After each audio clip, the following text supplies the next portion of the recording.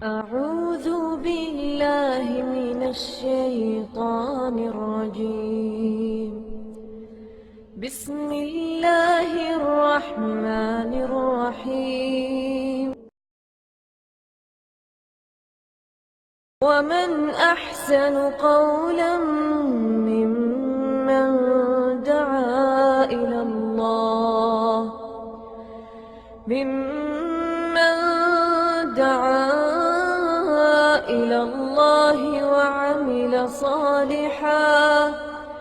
وعمل صالحا وقال إنني من المسلمين. إن الحمد لله نحمده ونستعينه ونستغفره ونعوذ بالله من شرور أنفسنا ومن سيئات أعمالنا. من يهده الله فلا مضل له ومن يضلل فلا هادي له. وأشهد أن لا إله إلا الله وحده لا شريك له وأشهد أن محمدا عبده ورسوله. أما بعد فإن خير الحديث كتاب الله وخير الهدي هدي محمد صلى الله عليه وسلم وشر الأمور محدثاتها وكل محدثة بدعة وكل بدعة ضلالة وكل ضلالة في النار. رب اشرح لي صدري ويسر لي أمري واحلل عقدة من لساني يفقهوا قولي. رب أعوذ بك من همزات الشياطين وأعوذ بك رب أن يحضرون. أعوذ بالله السميع العليم من الشيطان الرجيم.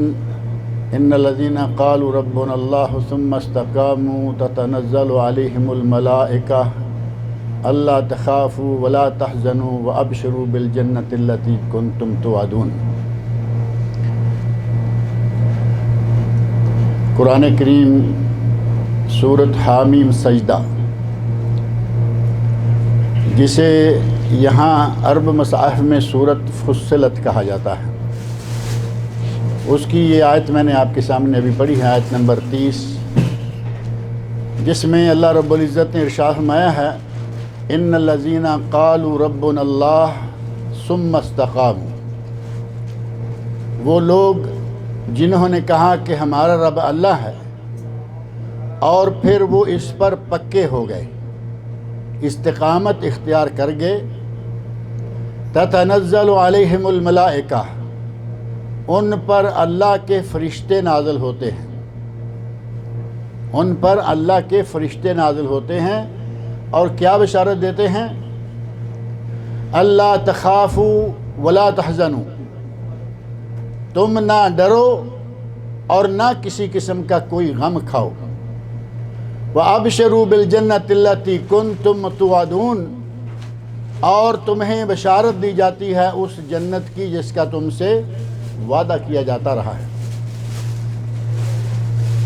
اس آیت کے ترجمہ اور ان کلمات کو بڑی آسانی کے ساتھ سمجھا جا سکتا ہے. ان الذین قالوا ربنا اللہ ثم استقاموا، وہ لوگ جو ایک مرتبہ اپنی زبان سے کہہ دیں کہ ہمارا رب اللہ ہے اور پھر اس پر پکے ہو جائیں.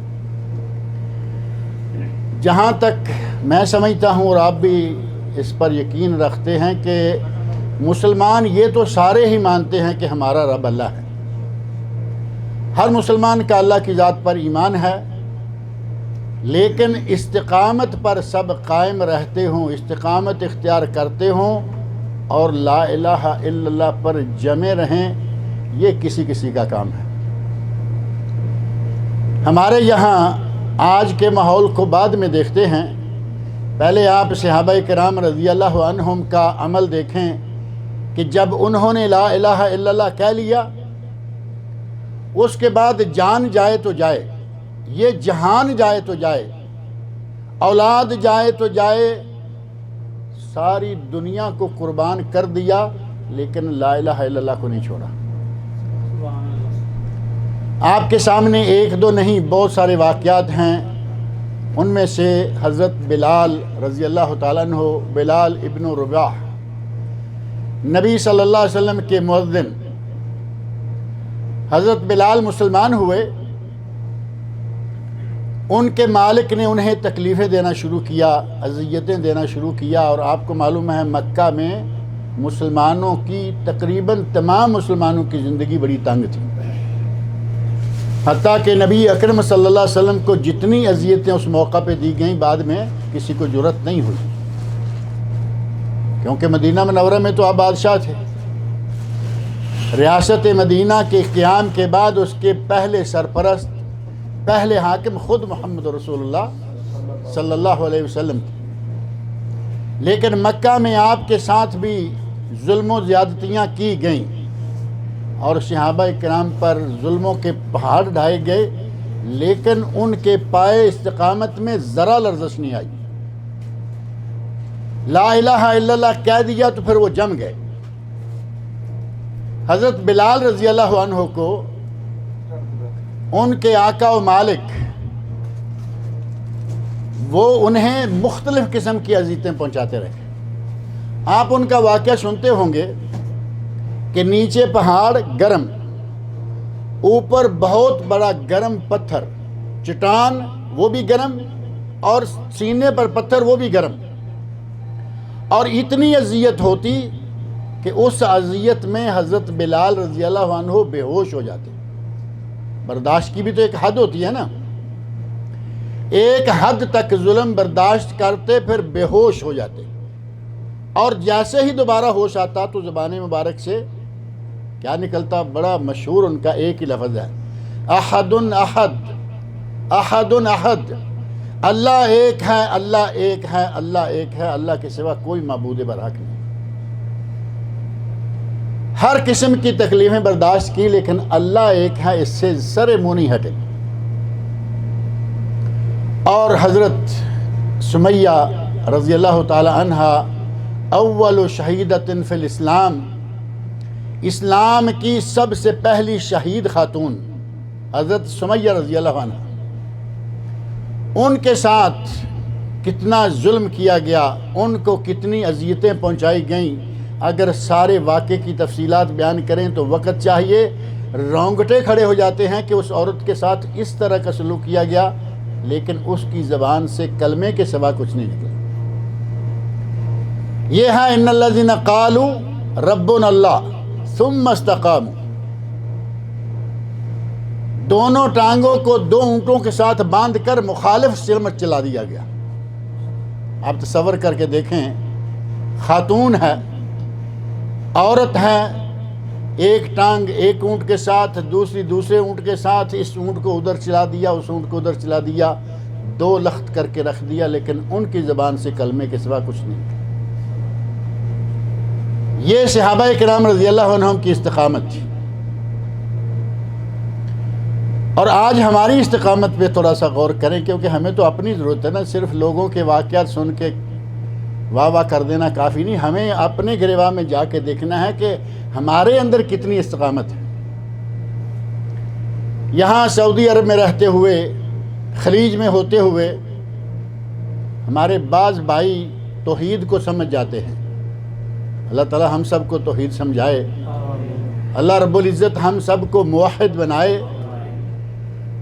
اللہ کے سوا کسی سے مانگنے، اللہ کے سوا کسی کے سامنے جھکنے، اور اللہ کے سوا کسی سے استغاثہ کرنے سے ہمیں اللہ تعالیٰ بچائے۔ ہمارا معبود صرف ایک اللہ ہے۔ یہاں سعودی عرب کا بلکہ پوری خلیج کا یہ ماحول کہ یہاں آپ کے سامنے نہ کوئی مزار نظر آتا ہے، نہ کوئی دربار نظر آتا ہے، نہ کوئی سرکار نظر آتی ہے، کوئی چیز نظر آتی ہے یہاں؟ اتنے بڑے بڑے شہر ہیں، کوئی چیز نظر نہیں آتی۔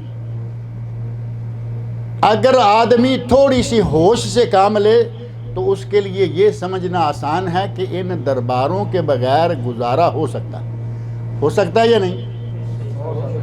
اور یہاں ہو رہا ہے۔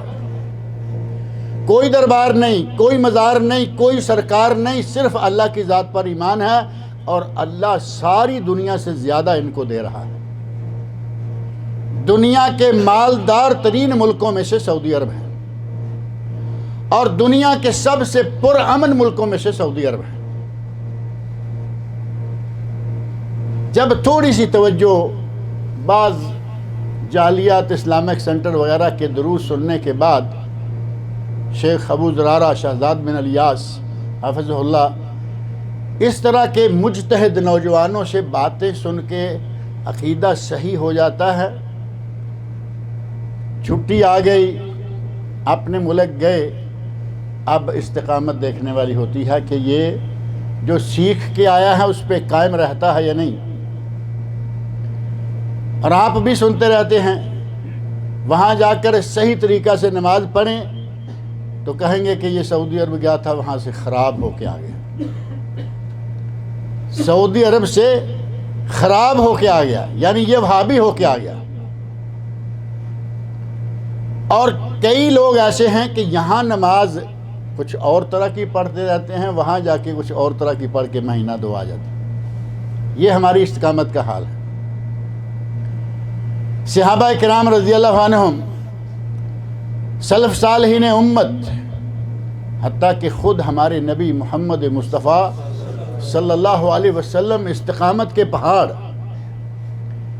جتنی جسمانی، روحانی اور نفسیاتی اذیتیں نبی صلی اللہ علیہ وسلم کو پہنچائی گئیں اتنی شاید کسی کو نہ پہنچائی گئی. اور یہ اللہ رب العزت کی طرف سے ایک قاعدہ ہے، اشد الناس بلاء الانبیاء ثم الامثل فالامثل. سب سے زیادہ بڑی آزمائشیں انبیاء پر آتی ہیں، ان کے بعد ان کے بعد والے درجوں پر، اور ان کے بعد ان کے بعد والے درجوں پر. جتنا جتنا ایمان مضبوط ہوگا اتنی اتنی آزمائشیں زیادہ آئیں گی. اب نبی صلی اللہ علیہ وسلم سے بڑھ کر کسی کا ایمان کیا ہو سکتا ہے؟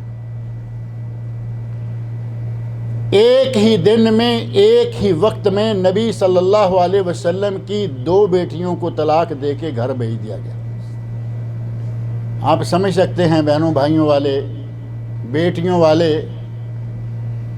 ایک ہی باپ کی 2 بیٹیوں کو ایک دن میں طلاق دے کے گھر بھیج دیا جائے تو اس باپ کے نفسیات پر کیا حال گزرے. مارا گیا، دانت توڑے گئے، زخمی کیے گئے، اور آپ کو قتل کرنے کی 36 مرتبہ سازشیں کی گئیں، لیکن اللہ رب العزت نے محفوظ رکھا.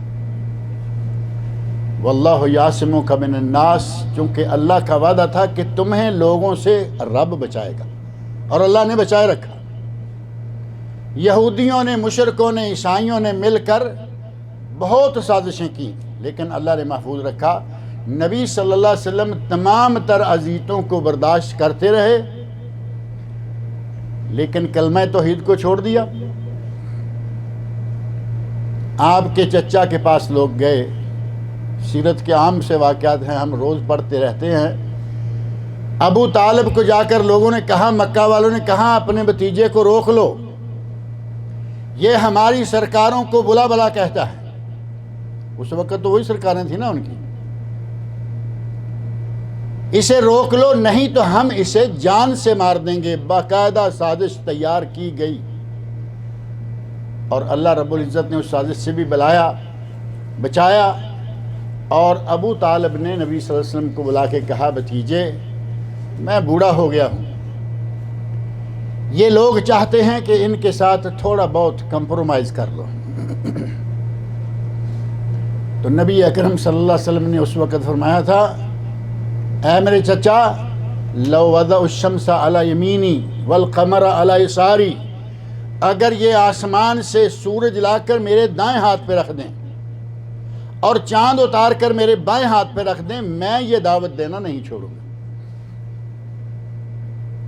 جب تک کہ میرا یہ پیغام کامیاب نہ ہو جائے یا میں اس راہ میں ہلاک نہ ہو جاؤں.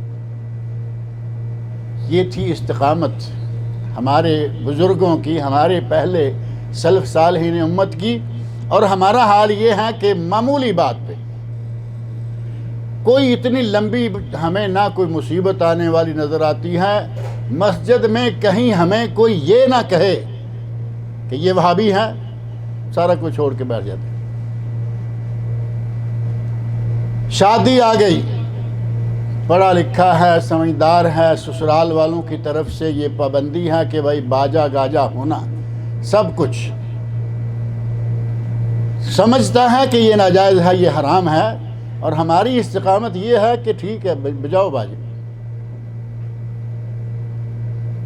پھوپھی ناراض ہو جائے گی، چچا ناراض ہو جائے گا، تایا ناراض ہو جائے گا، ساس سسر ناراض ہو جائے۔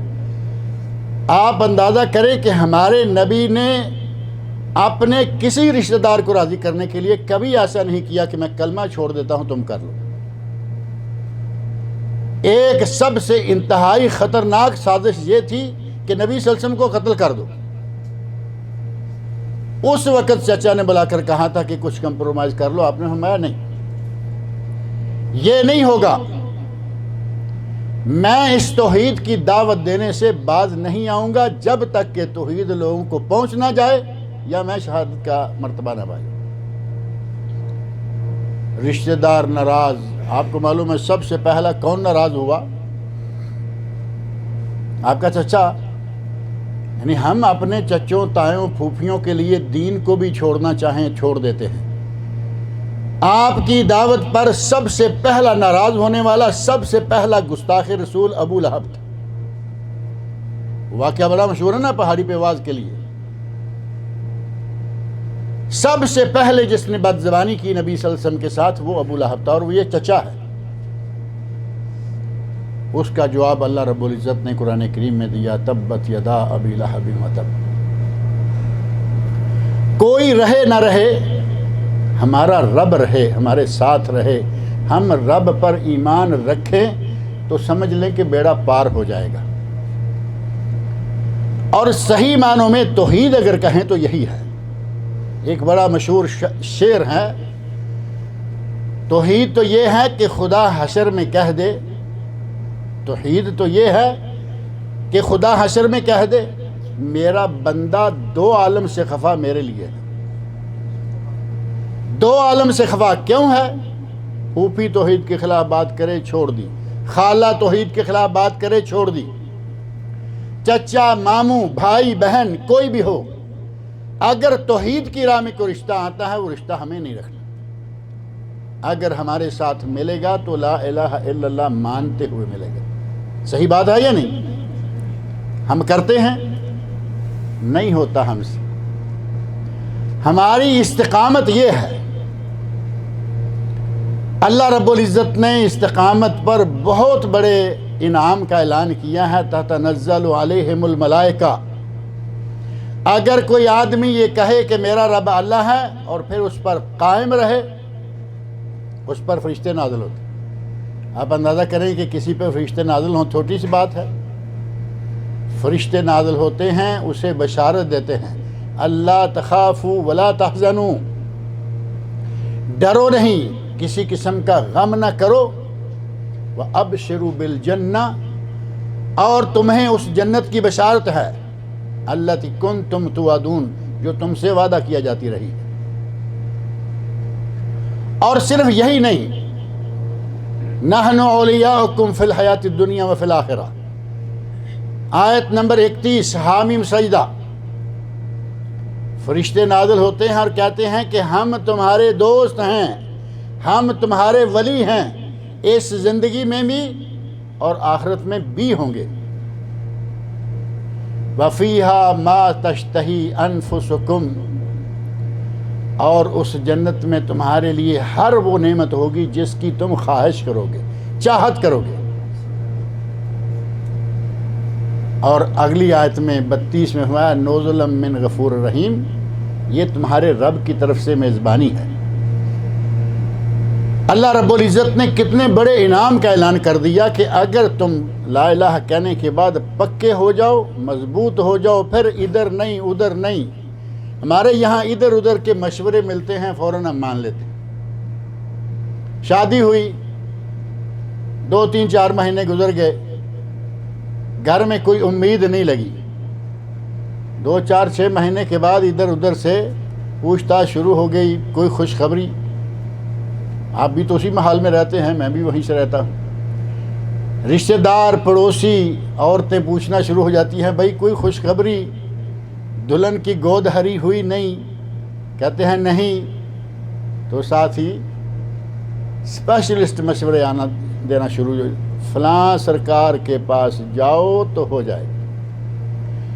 6 مہینے، سال تو بڑی دور کی بات ہے، سال کے اندر اندر ہی مشورے آنے شروع ہو جاتے ہیں تھوڑا سا دل میں ایمان ہے، کہتے ہیں جی غیر اللہ سے کیسے مانگیں. دوسری طرف سے مشورہ آ گیا اور مہینے ہفتے کے اندر فلاں سرکار کے پاس جاؤ. 2 3 4 مشورے آئے اور سرکار ہمارے لیے سرکار ہو گئے. اور ہمارے ملک میں سرکاروں کی تو کوئی کمی ہے نہیں ہے. ہر گلی میں سرکار، ہر محلے میں دربار، جہاں بھی دیکھو مزار. بلکہ وہ پنجابی ایک شاعر کہہ رہا کہ اتھے بندے تے ٹاویں ٹاویں نے، اتھے سرکاراں ہی سرکاراں نے. یعنی بندے تو تھوڑے ہی ہیں، یہاں تو صرف سرکاریں سرکاریں ہیں. سر ہمارے اس ماحول کے اندر جو شرک سے بھرا ہوا ماحول ہے، وہاں لا الہ الا اللہ پر قائم رہنا بڑا مشکل ہے. زبان سے لا الہ الا اللہ کہنا بڑا آسان ہے، لیکن اس کے تقاضے پورے کرنا یہ مشکل ہے. لیکن اتنا مشکل نہیں کہ ہم کر نہیں سکتے. لوگوں نے کر کے دکھایا، جان تک دی لیکن ایمان نہیں چھوڑا. وہی چیز ہم سے اللہ رب العزت مطالبہ کر رہا ہے کہ اگر ایک مرتبہ یہ کہہ دو کہ میرا رب اللہ ہے تو پھر پکے ہو جاؤ. اور ہمارے پکے ہونے کی کیفیت بڑی عجیب ہے. ابھی کل رمضان المبارک تھا، بڑی پربہار ساتیں، بہت روحانی قسم کے اوقات، اور اس میں نے آپ نے مسلمانوں نے رمضان کا بڑا زبردست استقبال کیا. رمضان کے لیے استقبال کی باقاعدہ پلاننگ کی گئی، اور پہلے 3 4 5 دن مسجدوں کی صفیں بھری ہوئی تھی. یہ منظر یقیناً آپ نے بھی دیکھے ہیں، اور جہاں میں تراویح پڑھتا تھا میں بھی دیکھ رہا تھا. پہلے 5 دن تقریباً مسجدیں بھری رہیں، اور اب جیسے جیسے دن بڑھتا گیا، روزہ چھٹا ہو گیا، 7واں ہو گیا، 8واں ہو گیا، صف 7ویں کم ہو گئی، 6ٹی کم ہو گئی، 5ویں کم ہو گئی. یقین مانیں کہ میں جس مسجد میں نماز پڑھتا رہا، پہلی تراویحوں میں مسجد فل. مسجد کے پیچھے کچھ جگہ عورتوں کے لیے رکھی گئی ہے، وہ بھی بھری ہوئی. اور دوسرے تیسرے ہفتے اور آخری ہفتے میں یقین مانے بڑی کوفت محسوس ہوئی. آخری ہفتے میں 1.5 صف صرف. یہ رمضان المبارک میں ہماری استقامت ہے. ابھی رمضان ختم نہیں ہوا اور ہمارا کھاتا جو ہے اللہ کے ساتھ بے باک ہو گیا، ختم کر دیا ہم. تو پھر ان نمازیوں کو کیا کہا جائے؟ یہ رمضانی نمازی ہیں یا رحمانی نمازی ہیں؟ یہ رحمانی شمار ہوں گے. موسمی نمازی، موسمی بٹیرے. رمضان آیا مسجد دیکھ لی، رمضان گیا گئے، رمضان آیا قرآن اتار لیا. ہمارے یہاں تو قرآن کریم ایسے جیسے پڑا ہوا ہے نا نیٹ کا مٹیریل، اس طرح کسی اونچی جگہ پہ رکھتے ہیں تاکہ بے ادبی نہ ہو. اب آپ سمجھ سکتے ہیں کہ قرآن کریم کو اتنا اونچا رکھ دیں جہاں ہاتھ نہ جائے، پیچھا نہ ہو، بے ادبی نہ ہو. یہ بے ادبی ہے یا اسے سال بھر کھولا نہ جائے، یہ بے ادبی ہے. قرآن کریم کی سب سے بڑی بے ادبی یہ ہے کہ اس کو ہاتھ سے دور کر دیا جائے. سال بھر قرآن کریم ہماری دسترس سے باہر ہے. رمضان کا مہینہ بھی اللہ کا مہینہ ہے. شوال، شعبان، ذوالقعدہ، ذوالحجہ، یہ سارے اللہ کے مہینے ہیں نا. رمضان بھی اللہ کا مہینہ ہے. پھر کیا معنی ہوا کہ رمضان میں ہمارے اندر تھوڑا سا جذبہ آ جاتا ہے، ایمان تھوڑا سا جوش مارتا ہے، لیکن چند دنوں کے لیے. یہ استقامت نہیں ہے. کیا اب مسجدیں بند ہو گئی ہیں؟ مسجدوں میں پنکھے نہیں رہے، ایئر کنڈیشن نہیں رہے، فیسلٹیز نہیں رہیں. مسجدوں میں کیا چیز کم ہو گئی ہے؟ سوائے نمازیوں کے کوئی چیز کم نہیں ہوئی. مسجدیں کھلی اور تمام تر مراعات کے ساتھ موجود ہیں. اس وقت ہم نماز فرض بھی پڑھتے رہے، ساتھ تراویح بھی پڑھتے رہے. اب نہ فرض نہ تراویح، 2 رکعت نماز عید الفطر. آگے کیا عمران صاحب؟ 2 رکعت نماز عید الفطر، کھا لیاں سیویاں تے گئے فکر، یعنی عید پڑھ لی اور نمازوں کی چھٹی، اب بے فکر ہو گئے۔ اب دیکھا جائے گا آئندہ رمضان آئے گا، زندہ رہے تو کون جانتا ہے زندہ رہے گا کوئی یا نہیں۔ اللہ رب العزت نے ہمیں یہ موقع دیا تھا، کوئی نہیں جانتا کہ آئندہ ملے گا یا نہیں ملے گا۔ اور پھر اللہ رب العزت ہمیشہ کے لیے ہے، یہ سارا سال اللہ کا ہے، 12 مہینے اللہ کے ہیں، 12 مہینوں کی راتیں سب اللہ کی ہیں، اور بندہ اللہ کا بندہ ہمیشہ کے لیے ہے یا کچھ خاص اوقات کے لیے؟ بندہ ہمیشہ کے لیے اللہ کا بندہ۔ اور بندہ کون ہے؟ جو بندگی کرے۔ ہماری استقامت کا فوری طور پر بھرے چوک میں بھانڈا پھوٹ جاتا ہے، رمضان کے بعد دیکھیں مسجدوں کا حال کیا ہو جائے۔ فرض روزوں کے علاوہ سال بھر میں روزے موجود ہیں، ٹھیک ہے فرض پورے ہو گئے الحمدللہ، 6 روزے تو شوال میں تھے نا، عیدی شوال کے 6 روزے۔ نبی صلی اللہ علیہ وسلم فرمایا کہ اگر کوئی آدمی من صام رمضان ثم اتبعہ 6 من شوال کان کصیام الدہر، اگر کوئی رمضان کے روزے رکھے بعد میں 6 شوال میں رکھ لے، وہ ایسے ہے جیسے ہمیشہ کا روزے دار ہے۔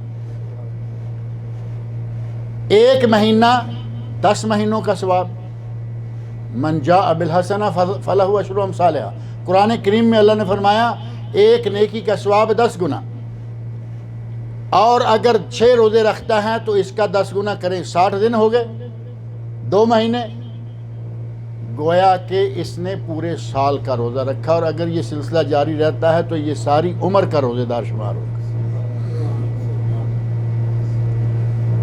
یہ 6 روزے ہیں، پھر اس کے بعد عشرہ محرم کے روزے آنے والے ہیں، ان سے پہلے عرفہ کا روزہ آنے والا ہے، یوم عرفہ 9 ذو الحج۔ نبی صلی اللہ علیہ وسلم فرماتے ہیں احتسب علی اللہ ان یکفر السنتین، مجھے اللہ سے امید ہے کہ یوم عرفہ کا روزہ 2 سالوں کے گناہوں کا کفارہ ہو جائے گا۔ 2 سالوں کے گناہ مٹ جاتے ہیں ایک روزہ رکھنے سے۔ اور محرم کی 10 تاریخ یوم عاشوراء، یہ کوئی صرف بریانیاں کھانے کے لیے اور حلیم بنانے کے لیے نہیں ہے، نبی اکرم صلی اللہ علیہ وسلم اس دن روزہ رکھا کرتے تھے۔ یہودی روزہ رکھتے آئے، اس روزے کی تاریخ پہ کبھی نظر ڈال کے دیکھیں، موسیٰ علیہ السلام کے زمانے سے 10 محرم کا روزہ رکھا جا رہا ہے مسلسل۔ نبی صلی اللہ علیہ وسلم نے روزہ رکھا، مسلمانوں کو روزہ رکھنے کا حکم دیا، اور آج 10 محرم کے ساتھ ہمارے مسلمان اہل سنت کیا اور شیعہ کیا، وہ کیا سلوک کرتے ہیں؟ 10 محرم کو نہ روزہ رکھتے ہیں نہ رکھنے دیتے ہیں۔ اب رکھنے کو ڈنڈے کے ساتھ تو روکتے نہیں، وہ بریانی فرسٹ کلاس دوپہر کے وقت دیگیں کھلنا شروع ہو گئیں، کون رکھے گا روزے جسے معلوم ہے کہ یہ کیا کیا کچھ ملتا ہے دوپہر کو؟ سبیلیں لگی ہوئی ہیں، دودھ کی الگ، اسکنجبین الگ، ٹھنڈے پانی کی الگ۔ نہ روزہ رکھتے ہیں وہ جو شیعہ ہیں، اور نہ رکھنے دیتے ہیں جو سنی ہیں ان کو، جبکہ نبی صلی اللہ علیہ وسلم فرماتے ہیں کہ اس 10 محرم کا ایک روزہ رکھنے سے اللہ 1 سال کے گناہ معاف کر دیتے ہیں۔ ان کے علاوہ پیر ہے، جمعرات ہے، نبی صلی اللہ علیہ وسلم ہر ہفتے 2 روزے رکھا کرتے تھے، ہر مہینے کے 3 روزے ایام بیض 13، 14 اور 15 چاند کی، نبی صلی اللہ علیہ وسلم ہمیشہ یہ 3 روزے رکھا کرتے تھے۔ رمضان گزر گیا لیکن روزوں کا سلسلہ باقی ہے، چلتا رہتا ہے۔ زکوٰۃ کا موسم سمجھ لیں کہ گزر گیا، لیکن کیا ہم نے صرف اللہ کی راہ میں زکوٰۃ ہی دینی ہے؟ کبھی کبھی بڑا تعجب ہوتا ہے کہ ہمارے بھائی سوال پوچھیں گے، لو جی کسی کی شادی ہونے جا رہی ہے تو کیا ان کے ساتھ زکوٰۃ کے پیسے سے تعاون کیا جا سکتا ہے؟ کسی کے بچے کی فیسیں ادا نہیں کی گئیں، زکوٰۃ کے پیسے سے تعاون کیا جا سکتا ہے؟ کوئی بیمار ہے، زکوٰۃ کے پیسے، ہر کام زکوٰۃ سے، ہر کام زکوٰۃ سے۔ اللہ رب العزت نے زکوٰۃ کا ذکر قرآن کریم میں کم کیا ہے، صدقات و خیرات کا بار بار کیا ہے۔ اور قرآن میں اللہ نے فرمایا کہ تمہارے مالوں میں حق للسائل والمحروم، سوال کرنے والے اور محرومیت زدہ لوگوں کا تمہارے مال میں حق ہے، ان کو سال کے دوران بھی دیتے رہا کرو۔ شادی میں زکوٰۃ کا پیسہ دیں گے، زکوٰۃ بھی برباد اور ثواب بھی نہیں ہوگا۔ کیوں؟ آپ کی ہماری پاکستان کی جو شادیاں ہیں، آپ کو معلوم ہے کہ ان میں کم از کم 80% حرام خرچہ ہوتا ہے، ناجائز ہوتا ہے۔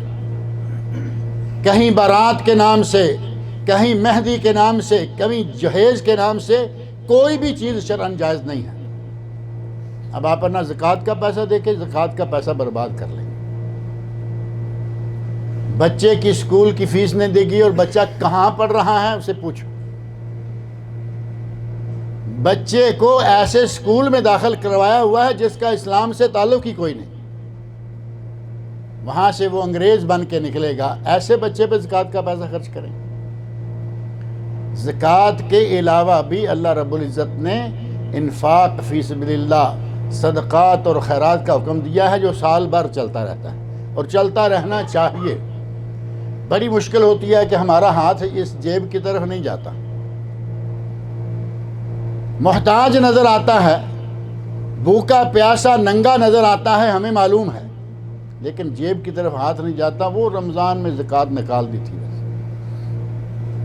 اللہ رب العزت نے دیا ہے، اس کے دیے میں سے دینا چاہیے، اور یہ سلسلہ سال بھر جاری رہنا چاہیے۔ روزے سال بھر، صدقات و خیرات سال بھر، قرآن کریم کی تلاوت سال بھر، اور نمازیں سال بھر۔ قرآن کریم سورۃ الحجر، قرآن کریم سورۃ الحجر آیت 98 اور 99، آخری دو آیتیں، فسبح بحمد ربک وکن من الساجدین۔ نبی صلی اللہ علیہ وسلم کو اللہ رب العزت نے حکم دیا، اپنے رب کی تسبیح بیان کرو اور سجدہ کرنے والوں میں سے ہو جاؤ۔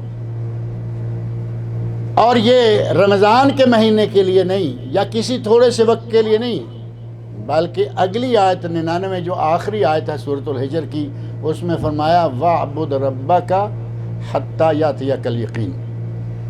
اے میرے نبی، اپنے رب کی عبادت تب تک کرو جب تک کہ تمہیں موت نہ آ جائے۔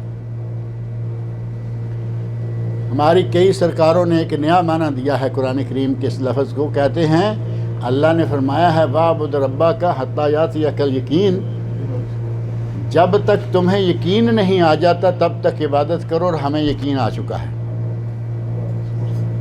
نمازیں چھوڑ بیٹھے، بیکار ہو کے بیٹھ گئے، لفظ کو اپنی مرضی کا معنی پہنا لیا، جبکہ قرآن میں یہ کئی جگہ لفظ آیا ہے اور اس کا معنی موت ہے۔ حتیٰ یاتیک الیقین، اس وقت تک عبادت کرو جب تک کہ تمہیں یقین نہ آ جائے۔ اور مسلمان کی ساری زندگی عبادت ہونی چاہیے، اور ہوتی ہے۔ یہ موضوع کبھی انشاءاللہ ذکر کریں گے۔ اگر ہماری نیت صحیح ہو تو ہمارا ہر کام عبادت ہو جاتا ہے۔ نبی اکرم صلی اللہ علیہ وسلم نے ارشاد فرمایا صحابہ کرام کے سامنے، کہا کہ تمہارا اپنی بیوی سے جمع کرنا بھی صدقہ اور ثواب ہے۔ اپنی بیوی سے جمع کرنا، مباشرت کرنا، ہم بستری کرنا بھی صدقہ و ثواب ہے۔ صحابہ کرام رضی اللہ عنہم تعجب کے ساتھ پوچھتے ہیں، یا رسول اللہ، بندہ اپنی نفسانی خواہش پوری کرتا ہے تو ثواب کیسا؟ آپ نے ارشاد فرمایا کہ اگر یہی کام کسی ناجائز جگہ پہ کرے گا تو گناہ ہوگا یا نہیں ہوگا؟ اور جب جائز اور حلال جگہ پہ کرے گا تو اللہ اسے صدقہ و ثواب عطا کرے گا۔ اب اس سے بڑھ کر ہماری زندگی کا کون سا کام ہو سکتا ہے کہ ہم کہیں وہ ثواب نہیں بن سکتے؟ اگر نیت نیک ہو کہ میں اپنے بچوں کو حلال کما کے کھلاؤں گا، اس کا ایک ایک پیسہ کمانا عبادت ہے۔ لیکن بنیاد میں نیت یہ ہو کہ میں حلال کمائی اپنے بچوں کو کھلاؤں گا، اور لوگوں کی طرح مال کی دوڑ میں نہ لگے، حلال اور حرام کا فرق کر کے رکھے۔ حلال کمائی کمانا یہ بھی صدقہ ثواب، اور اس محنت خون پسینے کی کمائی سے 1 ریال خرچ کریں، اللہ رب العزت 700 گنا سے بھی زیادہ ثواب دیتا ہے۔ قرآن کریم میں اللہ رب العزت نے ارشاد فرمایا ہے مثل الذین ينفقون اموالهم فی سبیل اللہ کمثل حبہ، جو اللہ کی راہ میں اپنے مال کو خرچ کرتے ہیں ان کی مثال اس دانے کی ہے، انبتت 7 سنابل، جس دانے سے 7 کونپلیں اگیں۔ زمین میں ایک بیج کا دانہ بویا، اس میں سے 7 کونپلیں اگی، 7 کونپلوں کے اوپر 7 خوشے آئے۔ وفی کل سنبلۃ 100 حبہ، ہر خوشے میں 100 دانہ۔ ایک بیج بویا، اس کے اوپر 7 کونپلیں آئیں، ہر کونپل کے سر پر ایک خوشہ سٹا، اور ہر سٹے میں 100 دانے۔ کتنا مل گیا؟ کیلکولیشن تو کر سکتے ہیں نا آپ، کتنے ہو گئے یار؟ اتنا تو مشکل حساب نہیں ہے، ایک دانے پہ 7 سٹے، 7 سٹوں میں 100 دانہ۔ اب پہنچے ہیں یا نہیں؟ 700۔ اللہ کی راہ میں مال حلال سے 1 ریال خرچ کریں، 1 روپیہ خرچ کریں، 700 روپیہ خرچ کرنے کا ثواب ملے گا۔ واللہ یضاعف لمن یشاء، اللہ جسے چاہے 700 گنا سے بھی زیادہ ثواب دے۔ واللہ واسع علیم، اور اللہ بہت ہی وسعتوں والا اور بہت ہی علم والا ہے۔ اللہ رب العزت نے ہمیں موقع دیا ہے کہ ہم کچھ کر لیں، آج کی زندگی میں کچھ کر لیں، کیونکہ یہ موقع ہاتھ سے نکل گیا تو پھر آپ سنتے ہیں جو بہت ہی دنیا سے بہترین طریقے سے جاتا ہے وہ بھی جا کے خواہش کرتا ہے کہ یا اللہ مجھے واپس بھیج۔ شہید کے بارے میں معروف ہے نا، شہید کہے گا کہ یا اللہ مجھے دوبارہ دنیا میں بھیج، میں دوبارہ تیری راہ میں شہادت پا کے آؤں۔ لیکن اللہ کہے گا کہ ہمارا نظام دوبارہ والا نہیں، ایک مرتبہ گیا اور کیا۔ ہمارے پاس یہ موقع ہے کہ ہم اسی میں کچھ نہ کچھ آخرت کے لیے کر لیں، اور جوانی تو خاص طور پر بڑا اسپیشل موقع ہوتا ہے۔ اور اللہ رب العزت نے قرآن کریم میں جوانوں کا بطور خاص ذکر کیا ہے۔ آپ سورہ کہف پڑھتے ہیں، سورہ کہف میں اللہ رب العزت نے 2-3 لفظوں میں فرمایا فتیۃ آمنوا بربہم، کچھ نوجوان تھے جو اپنے رب پر ایمان لے آئے۔ اصحاب کہف 6 تھے، 5 تھے، 7 تھے، نوجوان تھے جو رب پر ایمان لے آئے۔ گویا کہ نوجوانوں کو اللہ رب العزت نے بڑا اسپیشل وہاں ذکر کیا، اور نبی صلی اللہ علیہ وسلم بھی ہمیشہ نوجوانوں کے لیے اسپیشل خطاب، یا معاشر الشباب، یا معاشر الشباب، اے نوجوانوں یہ کرو، اے نوجوانوں، کیونکہ جوانی کے عالم میں آدمی میں قوت ہے، طاقت ہے، کچھ کر سکتا ہے۔ جب لاٹھی ہاتھ میں آ گئی تو پھر کیا کرے گا؟ پھر تو کسی کے سہارے خود جی رہا ہے، وہ کسی کا سہارا کیا بنے گا؟ نوجوانوں کو بھی چاہیے کہ وہ اپنے رب کے ساتھ لو لگائیں، اور ہمارا دین وہ دین ہے کہ وہ کام کرنے سے نہیں روکتا۔ اگر کوئی سمجھے کہ میں اگر نمازی شروع ہو گیا تو کام نہ کر پاؤں گا، کام سے نہیں روکتا، کماؤ، جتنی چاہے دولت کماؤ۔ حضرت عثمان غنی رضی اللہ عنہ غنی مشہور ہی اس لیے تھے کہ وہ بہت بڑے دولت مند تھے۔ کام کرو، محنت کرو، کماؤ، لیکن دین پہ رہو، عقیدہ صحیح رکھو، توحید پہ قائم رہو۔ اللہ کو جب مان لیا ہے تو اس پر استقامت اختیار کرو۔ ہماری انشاءاللہ دنیا میں بھی سرخروئی ہوگی اور آخرت میں بھی کامیابی ملے گی۔ اللہ رب العزت مجھے اور آپ سب کو عقیدہ توحید پر قائم رہنے کی توفیق عطا فرمائے۔ اللہ تعالیٰ مجھے اور آپ سب کو دین اسلام کے صحیح مفہوم کو سمجھنے کی اور اس پر چلنے کی توفیق عطا فرمائے۔ وما علینا الا البلاغ المبین۔ بھائی کا سوال ہے تو کر سکتے ہیں۔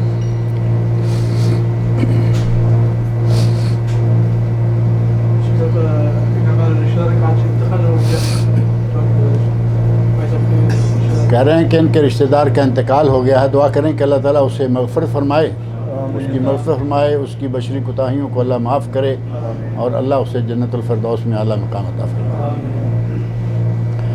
اور بھی کوئی اہل توحید مسلمان فوت ہوا ہو، اللہ تعالیٰ اس کی بھی مغفرت کرے، اور جو بیمار ہیں اللہ تعالیٰ ان کو شفائے کاملہ عطا فرمائے۔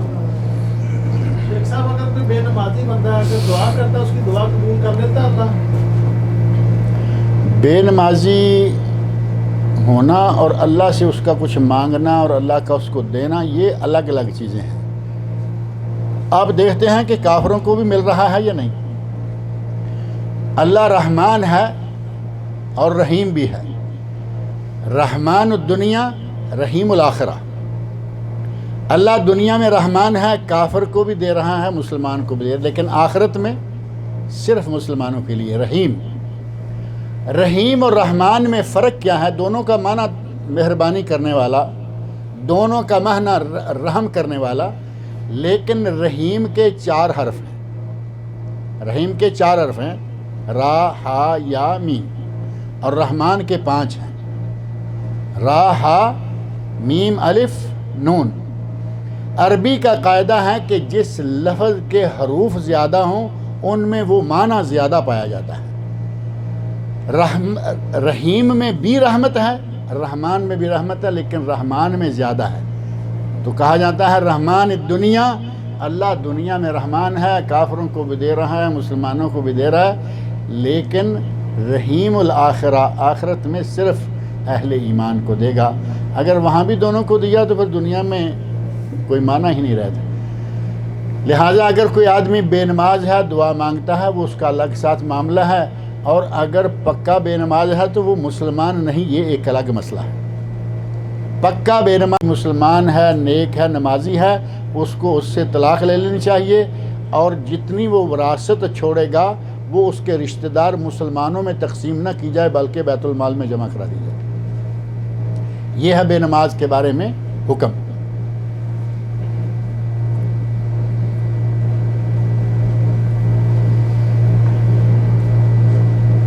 میرا خیال ہے سوال ختم ہو گئے ہیں۔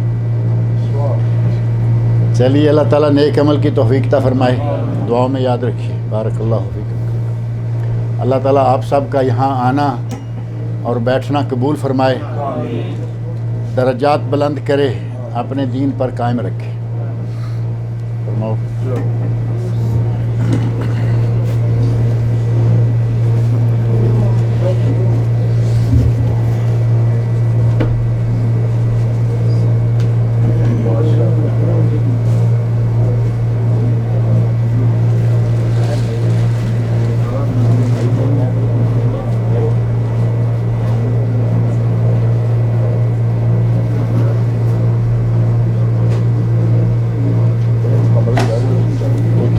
ذرا ٹھنڈا بھی ہے، اور ٹھنڈا ہو گیا، ایک گرم ہے کم۔